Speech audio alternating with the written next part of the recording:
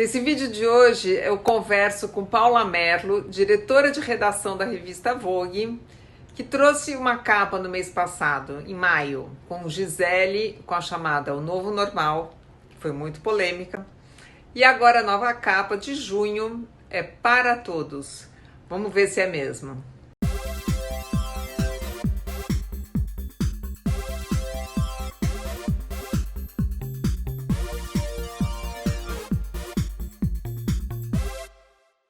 O Paula estava falando que o tema da live são as capas da Vogue. Sim. Eu acho que a gente vai fazer assim um traçado.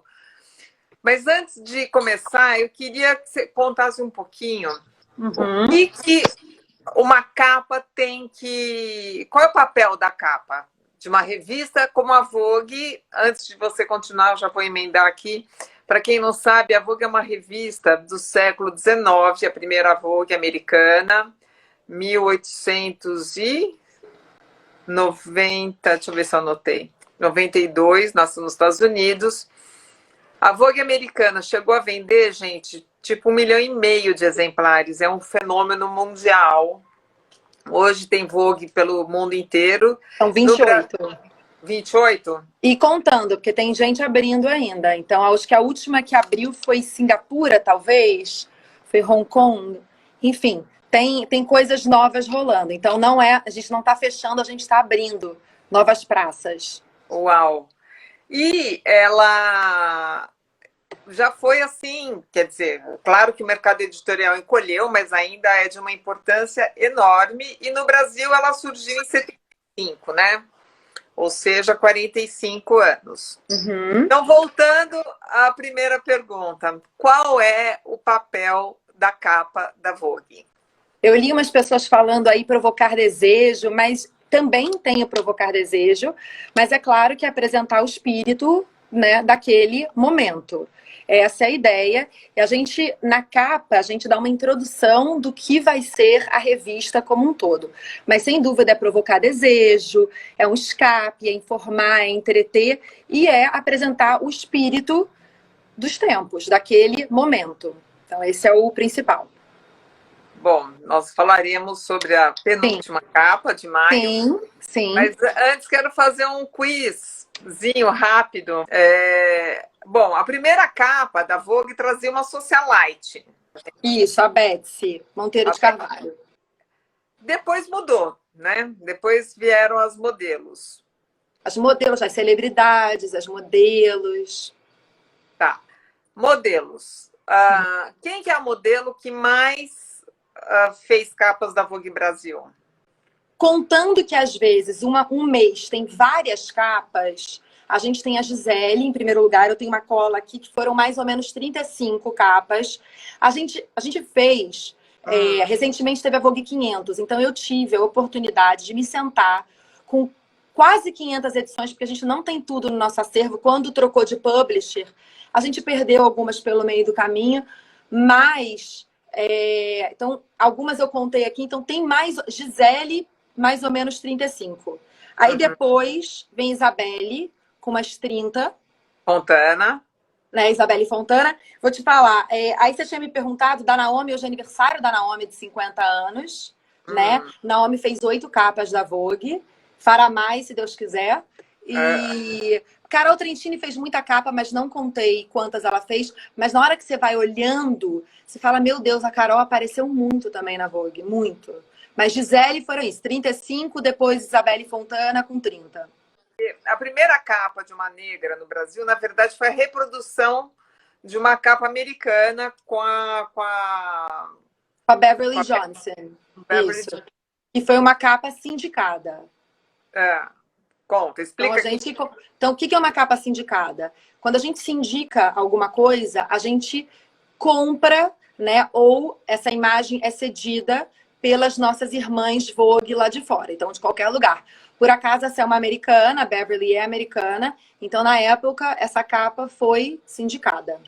que o primeiro negro a fotografar uma capa da Vogue Brasil foi, acho que em 1993 ou 1994, acho que foi 94. Foi o Marc Batiste, que é um haitiano, né, que estava radicado nos Estados Unidos. É uma capa sindicada também, mas foi o primeiro negro né, a fotografar uma capa que a Vogue Brasil sindicou. Entendi. Tá. E daí, quando começaram a surgir as celebridades na capa de revista, e não mais as modelos, que eu lembro que isso foi assim muito assunto quando atrizes e cantoras começaram. A gente tem uma capa, uma das primeiras capas com celebridade foi com a Tônia Carreiro, que foi em 1981. A Tônia Carreiro, então, foi uma das primeiras atrizes a aparecer na capa da Vogue.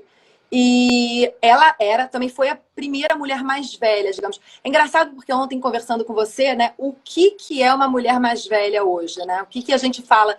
O que é uma mulher mais velha? Imagina, uma mulher de 59 anos é uma mulher mais velha. Enfim, para as mulheres na capa, na época, né? E talvez até hoje, 59 anos era uma idade mais avançada.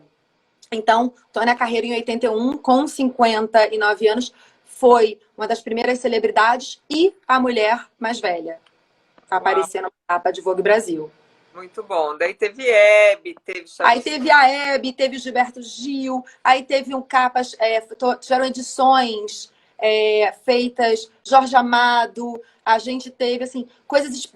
Ayrton Senna, Xuxa. Eu tenho um fã da Xuxa que pede a capa da Xuxa para mim todos os dias, mas... Tivemos capa da Xuxa. Então, tiveram muitas edições especiais. Até a edição da Xuxa foi uma que me chamou muita atenção, porque os anúncios, gente, os anúncios da época... Então, assim, dentro da capa, dentro da revista da Xuxa, tinha, assim, obviamente, o Bicho Comeu, porque era dela a marca, mas aí tinha, sei lá, a marca do Serginho Malandro, porque, obviamente, fazia sentido. Lembra que, né, o Serginho Malandro fazia todos aqueles filmes com a Xuxa, então tinha toda uma conexão dentro. Então foi um grande mergulho, assim. Aí a gente teve também... Eu gosto muito dessas edições temáticas, porque você entra na vida da pessoa, e antigamente eles faziam assim, eles pegavam 1000 pessoas para falar daquela pessoa. Então, por exemplo, era com a Hebe, a capa era a Hebe dava matéria, falava e tal, era entrevistada, mas aí o planeta falava da Hebe. Então, todo mundo tinha uma frase para contar da Hebe.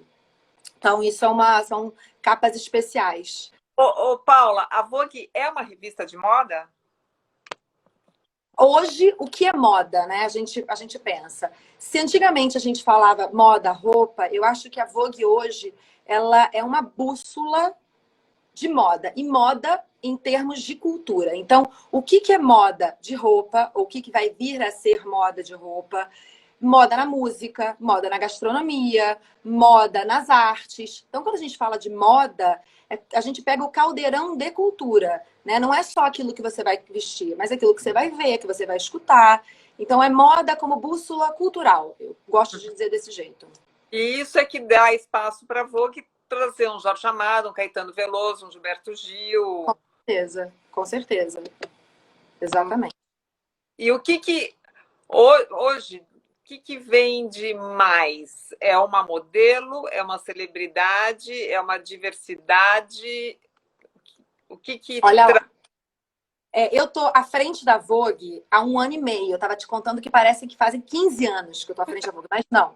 Só tem 1 ano e meio que eu tô à frente da Vogue. E, assim, a gente tem os números do ano passado, vou te falar do ano passado. É engraçado isso, porque o que as pessoas pedem na internet não é o que elas compram nas bancas ou assinam por causa daquela capa. Então, se as pessoas na internet, se nas mídias sociais, elas pedem mulheres mais reais, celebridades, porque são mulheres que, né, não são magérrimas ou não são aquelas modelos inatingíveis, na hora das bancas, esse número não é bom, né? Então, ano passado, o nosso maior case de buzz na internet, na história da Vogue desde mídia social, foi a capa da Marta. A Marta, jogadora de futebol, a Marta Silva. Essa é uma capa muito boa. Gosto muito dessa capa. Eu também. Corajosa, forte. Eu também. Eu também. É minha capa favorita. eu já estava à frente da Vogue nessa época, então foi em julho do ano passado, exatamente, essa capa. E a gente pensa, né? É uma mulher que é uma líder, uma mulher que faz o bem, porque ela é da ONU Mulheres, ela tem uma história de resiliência muito grande, de superação, isso é o tipo de coisa que a gente quer contar. A Vogue é isso. Então tem esse lado também. E, obviamente, era final, elas não foram para a final, mas já estava rolando a Copa do Mundo. E essa foi uma capa que no dia que a gente postou um dia antes de um jogo que ia eliminar elas. A gente até pensou, se a gente esperar para postar, se elas forem eliminadas, claro, ia ser muito especial também, mas eu acho que isso dava um buzz maior. Então a gente lançou, acho que foi talvez num sábado, elas iam jogar num domingo. Um mês antes, essa capa foi super celebrada, saiu em todos os lugares do mundo, foi muito legal, muito. Todo mundo compartilhou. E aí todo mundo falou, agora sim, Vogue, aquilo que a gente escuta todas as vezes. Só que, um mês antes, a gente tinha dado, em junho, a gente tinha dado a Grace Elizabeth, que é uma modelo, que não é uma modelo tão conhecida assim, né, como uma Naomi, uma Christy Turlington, uma Raquel Zimmermann, uma Gisele, mas ela foi a capa mais vendida do ano. Então, se a internet vibrou com a Marta, a capa de junho nas bancas, até te mandei, ela com cabelão super volumoso e tal, uma capa correta, bonita, elegante.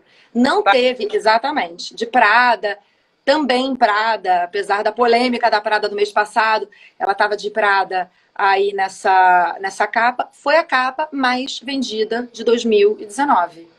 Sendo que a Marta foi o maior buzz. Teve buzz nenhum essa capa. Nenhum, tá?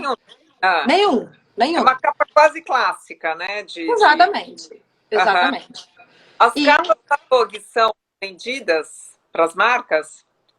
Não são vendidas para a marca. A gente não vende uma capa. Obviamente, a gente prestigia os nossos anunciantes. Isso aqui é um business, claro. A gente tem salário para pagar, é um negócio. Mas não apenas. Então, a gente, obviamente, também abre espaço para marcas. Então, eu tenho os números aqui de marcas nacionais, marcas internacionais. Então, vou te falar de 2020, por exemplo. Capa de janeiro. Capa de janeiro, a gente teve Isis Valverde. Numa capa, a gente teve uma marca nacional, anunciante. E numa outra capa, que era um close dela, era um colar da Cláudia Savelli, que não é uma anunciante, né?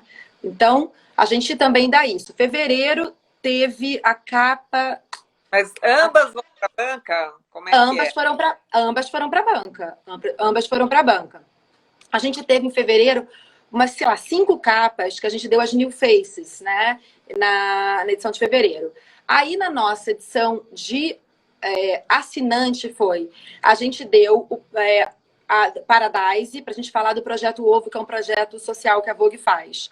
Então, a gente deu a Paradise, que também não é anunciante, fez parte, né, dos novos talentos do Veste Rio, que para a gente apoiar novos talentos é muito importante, isso faz parte da plataforma Veste Rio. A gente não só apoia nessa plataforma comercial, né, nessa feira, como ao longo do ano, em eventos, nas nossas páginas, no site. Em abril a gente teve a Ivete, eu tô tentando, é difícil, menina, lembrar de umas capas assim. Muito da capa da Ivete. Você gostou? Eu gostei. Ai, que bom. Ela é uma unanimidade, isso é mais fácil também. É mais fácil, e o fato da Xuxa ter feito o texto, as duas amigas, acho que traz uma história bacana. Daí, chegamos a maio. Pode falar, Maio. Então, essa capa, essa não tem o novo normal, né? A gente tirou o novo normal, obviamente. Mas deixa eu contar, então, para quem não sabe, a capa da Vogue tem, de maio, edição especial de 45 anos, tinha a Gisele, de Prada ou de Chloé, com a chamada, o título escrito O Novo Normal. Me explica qual foi o raciocínio, porque eu não entendi também. Explico. A gente fotografou, a gente começou a fazer essa capa em novembro do ano passado. A gente sabia que a gente queria a Gisele nos nossos 45 anos. Porque a Gisele não tinha feito, já tinha feito as de 40 anos, que você tem essa capa aí.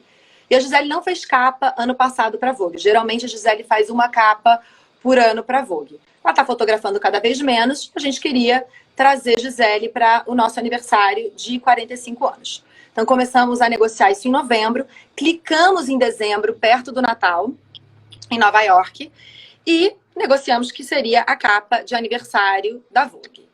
E essa capa ia ter tudo a ver com o recheio da revista, que ia falar sobre simplicidade. Como você viu nos desfiles, a Prada, muita gente voltando, né? Saindo daquele maximalismo e voltando, botando os pés no chão e pensando em sustentabilidade, em menos é mais. E essa era a ideia da capa, né? Da matéria, da revista inteira. Então, pensamos em simplicidade. Essa era a ideia. Eu acho que essa capa, na hora que saiu, você separando os elementos, não teria problema. Quando juntou tudo, deu problema. E eu entendi exatamente isso, né? Quando a revista foi para a gráfica, a gente não estava passando, não estava tão imerso nessa crise. A cada dia que passa, a coisa vai ficando pior, né? Os ânimos mais exaltados, a gente fica mais sensível, com mais medo. E quando saiu e a gente viu toda a repercussão, aí a gente pensou, refletiu, a gente ouviu todas as críticas, eu principalmente, escutei bastante, ouvi muita gente, a gente pensou, caramba, de fato, não pode ser isso. Eu continuo achando que a linha fina é uma coisa que a gente acredita de fato, que a simplicidade é no caminho para um futuro mais ético e sustentável. Mas, de fato, essa capa poderia ter sido empurrada mais para frente. A gente podia ter colocado mais para frente, mas não foi. Isso é uma coisa que, se eu pudesse voltar no tempo, eu teria feito, tá? Mas não Paula, foi. O ponto eu acho que assim, a imagem e o título, eu acho, não conversavam. Tá. A Gisele não é nova nem é normal, digamos, no sentido de que é uma beleza extraordinária, né? Quantas pessoas têm o carisma e a beleza da Gisele, o dinheiro, a fama e tudo. Então, o que eu queria entender, assim, como é que vocês chegam a esse título, entendeu? Quem aprova? Como é que vocês chegam? Por que vocês olharam para aquilo e falaram assim, o novo normal é a Gisele usando a marca internacional? O novo normal, a gente não pensou no novo normal a Gisele usando a Prada ou a Chloé. O novo normal pra gente foi sobre simplicidade, Lilian. A gente não olhou pra Gisele, essa beleza, essa mulher branca, loura, ela é o novo normal. Não. A gente pensou na linha fina. Mas aí quando juntou tudo, não rolou. Eu ouvi muita crítica e foi muito importante para refletir muita coisa, tá? Eu acho que foi positivo nesse sentido.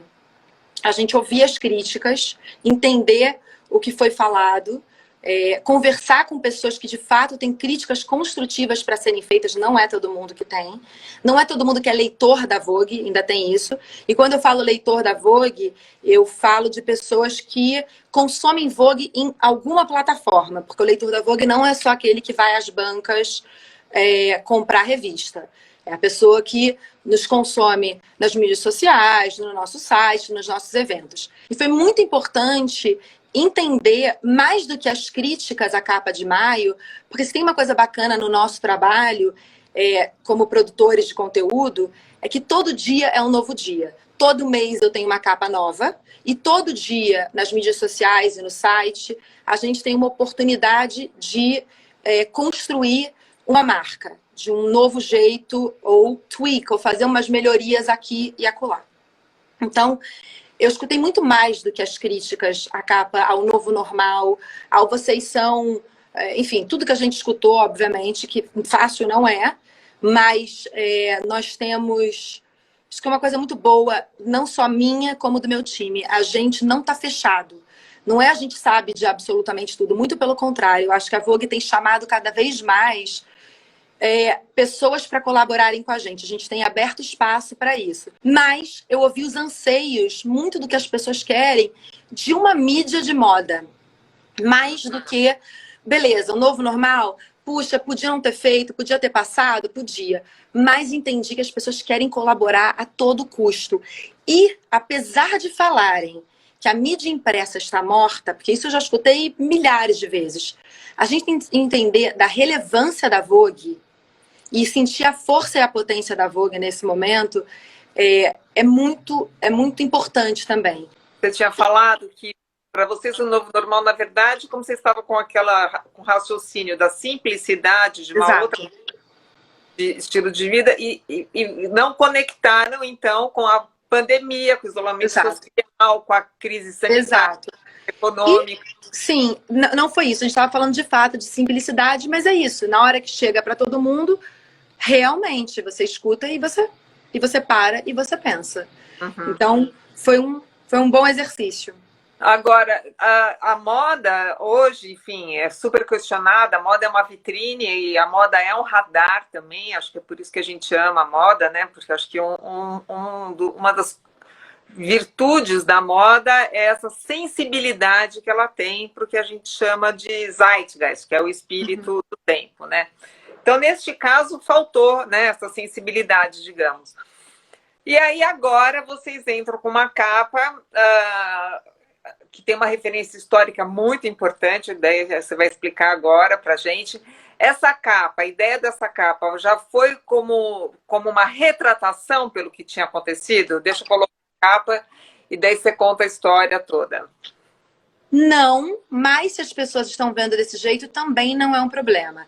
Essa capa, para ela ser feita com 17, 18 pessoas, obviamente isso não é feito da noite para o dia, né? A gente começou a pensar nessa capa no começo de abril, e aí, a gente apresentando as ideias, já começamos a fazer. Então, essa capa tem um Gringo Cardia por trás, porque foi uma capa inspirada no Para Todos, do Chico Buarque, do álbum que ele lançou em 1993, em que ele celebrava as raízes dele, né, super diversas, então, falando dessa mistura brasileira. E a gente já tinha parado para pensar, obviamente a gente já vinha conversando sobre o mercado de moda, entendendo, principalmente olhando para a Europa e para a China, que estavam na nossa frente nessa questão da Covid, que ia pegar para o mercado de moda nacional, que é uma bandeira nossa e que a gente ia precisar fazer alguma coisa, né? Dialogar, engajar e falar com esse mercado de moda nacional. Então, essa é uma capa que já vinha sido pensada antes da gente lançar a Gisele. A gente pediu ao Chico que gentilmente deixasse a gente fazer uma homenagem a essa capa icônica dele. Então, tudo isso leva tempo para ser acertado. Entender quem eram essas pessoas, quem a gente queria na capa, qual era o caminho.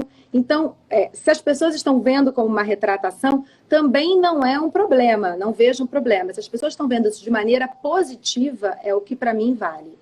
Então, essa foi a ideia. Quando a gente falou de Para Todos, é uma moda que, apesar das pessoas acharem que moda não é para todo mundo, tem moda para tudo e para todo mundo. Só que mais importante, é uma cadeia inclusiva, tem de tudo na cadeia de moda, né? E precisamos de tudo e de todos para essa cadeia de moda. Então, a gente tem na capa do fotógrafo de moda, a costureira, ao agricultor, a gente tem um beauty artist, a gente tem, enfim, modelista, estou aqui tentando enxergar, mas não é exatamente isso. Então, um pouco da cadeia de moda. E dentro, a gente tem um feature de 50 páginas ou mais, em que a gente chamou várias pessoas do mercado de moda, de novo, não só fotógrafos. Então, tem o agricultor que está na capa, faz uma participação dentro. Como que você chega nesse agricultor? A Fê Simon, a Fernanda Simon, ela é diretora executiva Fê Simon do Fashion Revolution e vem nos ajudando, né? Faz parte do time também. Ela faz parte do nosso conselho, como você, do Prêmio Muda, né? Que é o prêmio de sustentabilidade da EGCN. E a Fê Simon virou nossa editora de sustentabilidade contribuinte mês passado, em abril. E conversando com a Fê, a gente, né, conta as histórias e conta as ideias e tal. Ela falou, a gente está precisando de um agricultor, a gente precisa... E aí ela falou, tem a Justa Trama, né, que é uma cadeia, enfim, de algodão sustentável. E falando com... A gente foi atrás da Justa Trama, a Nelsa, que fica por trás da Justa Trama, falou do seu José Lino. E o seu José Lino participou da nossa capa e da foto que ele mandou dentro, que é dele no meio, né, dos campos de algodão. Como uma revista de moda, editoriais de moda, etc., como que vocês estão fazendo? Menina, a gente está suando, viu? A gente está suando bastante, a gente tem sido mais criativo do que nunca, porque essa capa da Gisele estava pronta, mas daqui da Gisele, né, junho não estava pronta, a gente já fez dentro de uma pandemia, já totalmente de casa. Então a gente está sendo mais criativo que a gente pode, então usando de muita ilustração de moda, que a gente esqueceu durante um tempo, muita colagem. Eu fiquei muito impressionada como é possível fazer editorial de moda via Zoom. Isso é uma coisa que eu entendi que era possível há pouco tempo. E aí a gente tem feito dessa maneira também. Então é bastante colaborativo e de maneiras muito criativas. Você manda a roupa, as pessoas estão usando as roupas que elas têm? As roupas que elas têm. As roupas, para esses, por exemplo, o back, quando a gente fala back, é a parte de trás da revista, onde ficam todas as grandes matérias. Essa grande matéria de junho, por exemplo, não tem um crédito de moda lá atrás, né? Mas na frente da revista, a gente consegue fotografar alguma coisa, por exemplo, na casa da diretora de arte. Então, ela entende de foto, ou então a gente manda uma ou outra peça direto para a casa do fotógrafo, para a gente ter alguns créditos na parte da frente da revista, né? Que é onde tem um pouco mais de consumo easy. E aí, no back, essa matéria que a gente falou de 58 pessoas, né, mandando as suas imagens ou seus textos para falar da importância e da reconstrução da moda nacional, a gente gostou tanto, Lilian, das coisas que a gente recebeu, que a gente falou, vamos transformar as mais bacanas em capas digitais, que é isso que a gente tem feito. Então, na segunda-feira, a gente lançou a capa de junho, e a partir de terça-feira, a gente começou a lançar as capas digitais. Eu acho que isso foi um outro bom aprendizado dessa polêmica da capa da Gisele, porque eu acho que a gente tem que cacarejar e mostrar mais sobre as coisas bacanas que a gente tem feito também, né? As pessoas precisam ver bastante as coisas que a gente tem feito e mostrar o quão foi bonita essa colaboração. Então, essa da Rita Carreira foi uma que fez, acho que foi a mais, talvez, curtida e comentada.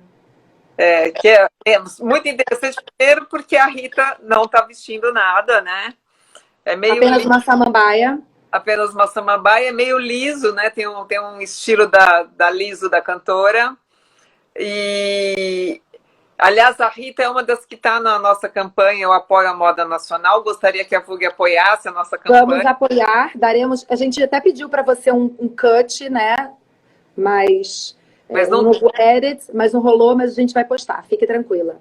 E que é uma campanha, inclusive, que a gente também teve essa preocupação de ter pessoas da cadeia mais diversas. A Rita é uma das que estão no vídeo, porque eu acho, Paulo, que a gente está num momento muito importante. A Luísa Brasil que está assistindo a gente aqui, Mequetrefismos, pessoas que estão na campanha.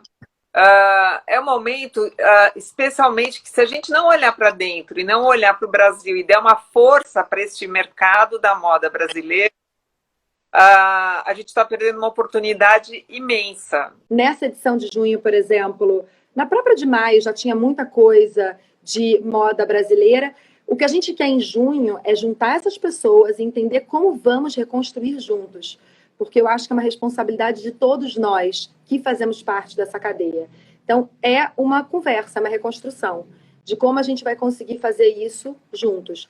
É dando mais espaço para novas marcas, marcas pequenas, como a gente vai conseguir fazer isso juntos. Outra questão que eu acho que é importante é o impresso, né? Muita gente acha que o impresso vai acabar. A Vogue, qual é a força da edição impressa da Vogue em relação a toda a plataforma que a Vogue tem hoje? Hoje é bastante dividido, tá, Lilian? A gente continua... o impresso ainda é muito importante para a gente. É como se fosse, o que eu gosto de falar, nosso business card. Até porque a Vogue é uma revista que ela não é perecível. É uma revista que, se você for ler ela daqui a 2 meses, 3 meses, ela ainda vai fazer sentido. E é como se fosse um coffee table book mesmo, que eu acho que é o que vai acontecer com essas, as que vão sobreviver. Ou você vira assim, uma coisa de nicho, e um coffee table book, uma coisa que você queira guardar e não jogar fora. Então, o impresso para a Vogue ainda é muito importante, mas o nosso digital vai muito, muito bem. E esse é um grande desafio. O dia só tem 24 horas e a gente conseguir fazer um pouco, né, fazer os dois, não é nem um pouco, fazer os dois.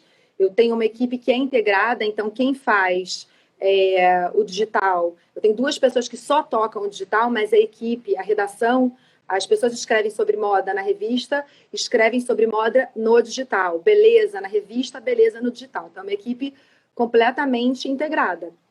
Então, é muito importante o digital para a gente, muito, cada vez mais, mas a revista, pelo menos a Vogue, segue sendo bastante importante também. Só mulher pode ser chefe da Vogue? Não, não só a mulher pode ser. Você vê, no Brasil, acho que foi o Luiz Carta foi um dos publishers, né? Não, mas Não, mas não foi editor-chefe. A gente tem o Edward Enninful como editor-chefe, tá? Tem um outro rapaz que eu ainda não aprendi o nome, ele entrou mês passado, ele lançou a Vogue Singapura, se não me engano, ele era até arquiteto, ele não era nem jornalista, então não é. Tem o Farnett, que é o editor-chefe da Vogue Itália também, o da Vogue inglesa, o Edward Enninful, que eu falei, foi o primeiro que eu falei. Quem mais? Tem mais homens que eu estou me lembrando dos meus encontros com eles, que a gente tem reuniões, né? Algumas vezes por ano. Tem mais homem, não é só mulher, gente. O da Polônia é um homem, então tem bastante homem. Vogue Arábia, o Manuel, eu amo que o Guimarães é um super fã da Vogue, ele puxa minha orelha, ele fala, dá elogio, ele tá lembrando. Manuel Arnaud, que é da Vogue Arábia, maravilhoso também, é homem, então não só. Farnett eu já falei, então tem isso. Olha, perguntando se qualquer um capa e mandar para vocês, para essa edição digital. Não, para essa edição digital não, mas ontem a gente postou no nosso Instagram, a gente pediu para stylists, fotógrafos, enfim, quem quiser, mandar qual é a imagem que você acha que deve ser a imagem de moda do presente ou do futuro. Então tá lá no Instagram da Vogue. Quem quiser mandar, obviamente tem que ser autoral, você tem que ter feito. Manda pra gente que as melhores a gente vai postar e a gente vai usar no nosso site também. E quem sabe dessa maneira a gente também não descobre novos fotógrafos, novos stylists e, enfim, começa a trazê-los para dentro do impresso também. Ô, Paulo, e hoje com a conscientização da importância da inclusão racial, de gênero e etc., quanto que você consegue, de fato, trazer isso para o conteúdo da Vogue? Trazer trans, negros, plus size, etc., não só que aparecem aqui como modelos, mas também como equipe, porque a gente acaba muito tendo só assim a pessoa da capa, mas e a equipe? Quem está fazendo a capa, quem está fazendo o conteúdo? Como é que vocês conseguem incluir essa diversidade também? Claro, claro. Obviamente, isso é um trabalho que pode ser melhorado a cada dia, sem dúvida. Eu tenho uma equipe diversa, uma equipe muito bacana, Lilian, que eu acho que é muito importante as pessoas conhecerem mais da equipe da Vogue.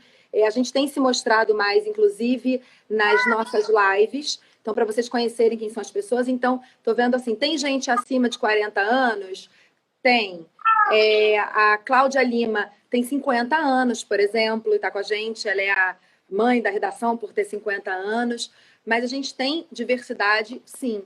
E é importante que as pessoas vejam isso, mas vocês só vão saber se a gente apresentar isso para vocês. Dentro da revista, idem. Eu acho que quanto mais diverso é o time, né, mais diverso é essa construção de Vogue. Então, se a gente tem negros na redação, ou trans na redação a gente não tem. A gente tem na empresa, mas a gente não tem na redação da Vogue. Mas quanto mais diversidade a gente tem dentro da nossa redação, mais diversidade a gente vai ter no nosso conteúdo e nas pessoas que fazem a Vogue. Então, isso é uma preocupação, isso é uma coisa que a gente, a cada pauta, a cada reunião de pauta que a gente tem, a gente, obviamente, pensa em tudo isso. Puxa, gente, está faltando isso, precisa ter essa pessoa, precisa ter aquela pessoa. E quando você traz essa diversidade, inclui, ou quando você coloca uma pessoa trans na capa ou uma pessoa plus size, como que isso repercute normalmente? Nos últimos, digamos, no último ano, quantas vezes a gente teve uma capa assim? Olha, ano passado, a gente não teve trans no ano passado. A gente teve. A Valentina Sampaio foi capa em 2017. A gente ia fazer nossas capas. A gente não gosta nem de falar em conversas a história de plus, né? Porque é uma outra coisa que a gente quer abolir, é não falar plus. É uma modelo. Mas a gente tinha essa. A gente já estava negociando, para falar a verdade, capas esse ano. Mas com essa história do coronavírus, a gente não vai conseguir, porque o nome, apesar de termos mulheres maravilhosas aqui no Brasil, a gente ia fotografar uma internacional. E com a história do Covid, a Covid, enfim, foi tudo por água abaixo. Então, esse é um ano que a gente vai ter corpos mais reais, e temos tido, né, uma marca, um corpo muito real, como não? A Juliana Paz é um corpo muito real, por que não?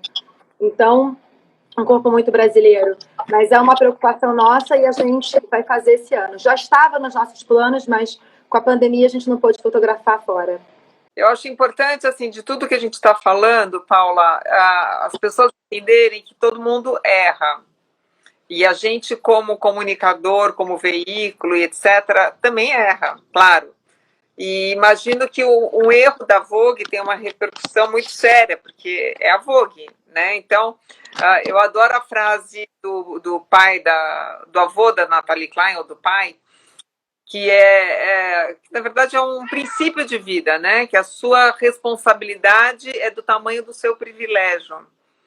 Exato. Então, a Vogue tem esse grande privilégio, essa grande voz, que eu acho que ela tem que se fazer, que ela tem que usar para esse mundo de hoje também, né? Sim, com certeza. E a gente entende isso. Eu acho que essa foi uma capa equivocada, foi uma capa na hora errada, mas não anula um bom trabalho que a Vogue vem fazendo e que o time da Vogue vem fazendo. A gente quer ouvir, a gente não está fechado. Eu acho que isso também já foi uma época, isso não vale mais hoje, né? Quantas vezes, há quanto tempo, você sabe disso, Lilian, as editoras de moda, as editoras-chefes ficavam naquele topo do castelo. Eu acho que não é mais isso. A gente é cada vez mais acessível. Então, anos 80, né? Exatamente. Eu acho que a gente é cada vez mais acessível. Inclusive, eu vejo os meus colegas de Vogue, diretores da Vogue lá fora, também muito acessíveis para as pessoas, colaborando uns com os outros, que também não era o que a gente via normalmente. Então, eu acho que essa é a ideia. Uma coisa equivocada, a gente aprendeu, eu levo como um super aprendizado, e bola para frente. É pegar todo esse aprendizado e colocar em prática. Sempre, é ação. Então, Paula, muito obrigada. Obrigada a você pelo espaço. Eu acho super importante. As pessoas também não me conhecem muito bem ainda. Imagina, eu tenho 1 ano e meio à frente, apesar de eu estar há muito tempo na Glamour antes, as pessoas não me conhecem de Vogue. E para mim, importante é ouvir, crescer e com muita calma, parcimônia, não tenho pressa de nada. Então, a ideia é construirmos esse caminho juntos.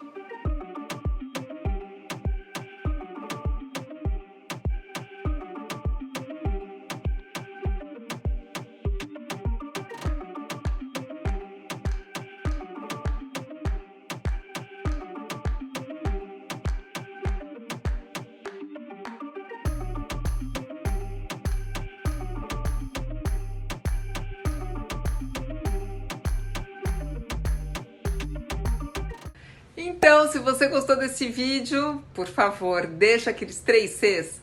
Curte, comenta, compartilha. Espero que você esteja bem.